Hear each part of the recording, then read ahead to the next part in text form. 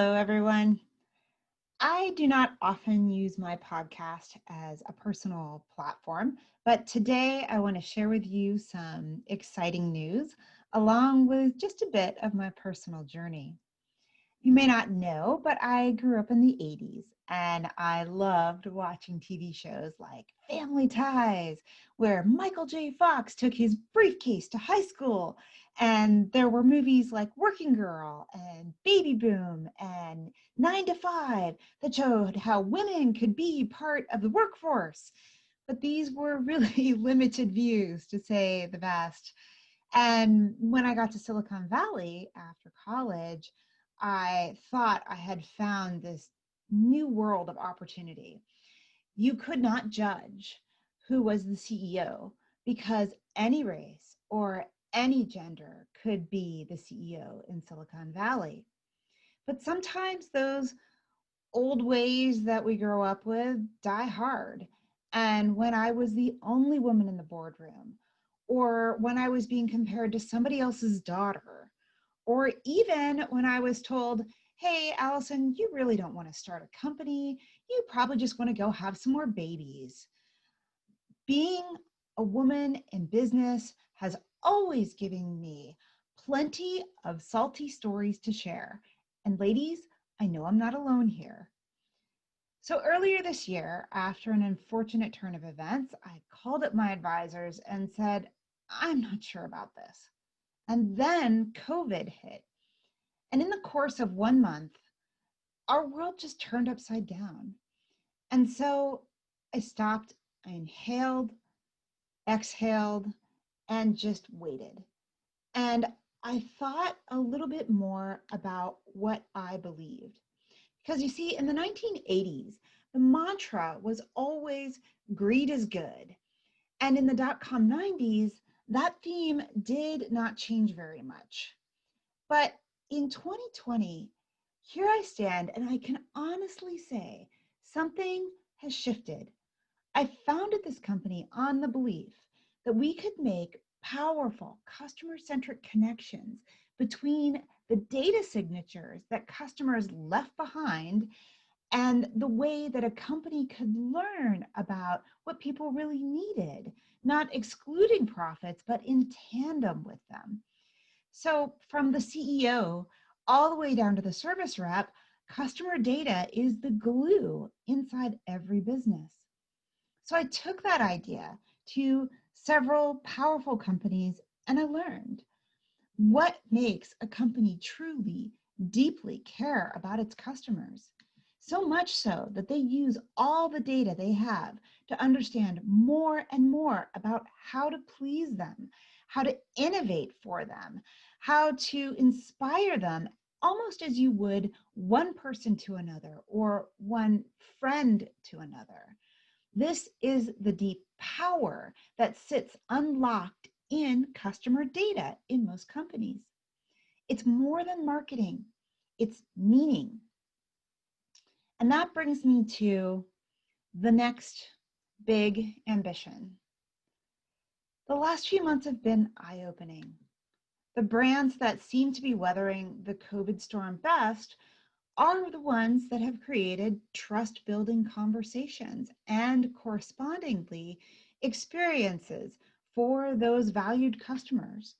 And the ones that have struggled are the ones that have lost touch with their customers or chased these very costly short-term growth strategies at the expense of long-term financial health.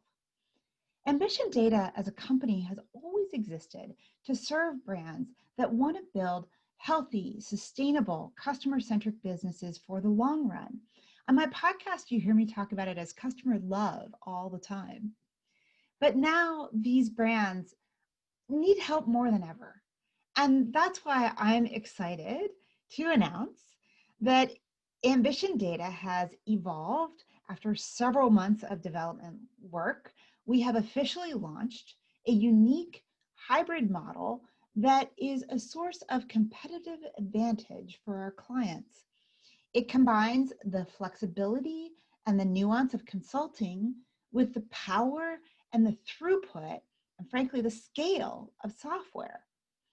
The new software is a culmination of all of our customer analytics expertise, as well as countless hours of design, engineering, and product management work by my dedicated and talented team. Thank you very much, guys. And just as important, it distills everything that we've learned from you, from the myriad of companies and brand leaders and people that we've spoken to and worked with over the years. I call this solution the customer core, but if you're in the know, you might call it Rubano, which is the name of all of our dogs melted together. The dog symbolizes what we want to give to you, which is a friendly, helpful, intelligent guide. Our software comes bundled with your own personal human guide, whose job is to empower your business and smoothly step into your operating processes, not make you spend weeks trying to jam your data or your business into somebody else's inflexible tool. The Rubano Customer Core does three things that every business needs in order to run high quality customer analysis. First, it handles the plumbing, and that means ingestion, cleaning, and organizing of customer data. Second, it predicts customer behavior, clustering and enriching your individual customer profiles with attributes like customer lifetime value, but also product and location and human interests. It generates, third, unparalleled insights by trending where these customers are slipping and where they're growing, so you know exactly where to focus and why. So then with your personal guide, we help you stack up opportunities by their return on investment so that you can wisely choose what to do and then just gather and go with that group of customers and measure how well it worked. I am immensely proud of what we've built and the potential it represents for companies to become closer to their customers, to know them, to innovate for them, to ultimately be of service to those customers. And we are, to be fair, in the early days of what I hope will be a period of our own intensive learning and refinement of our software based on feedback from customers, prospects, people like yourself. In that spirit, I want to invite you to tell a business leader or a company you love that you know can do better by data, but perhaps they've been struggling, to reach out to me personally to learn more. And I want you to tell them, this is not the 1980s. Companies today can do better to balance profits and customer needs through the proper use of data. I'm Allison at ambitiondata.com. That's 2 L's and an I in my email. And I'm so excited to share Ambition's solution with all of you. And also, I want to thank you for tuning into the podcast, for learning with me, and for this mighty opportunity to change the world.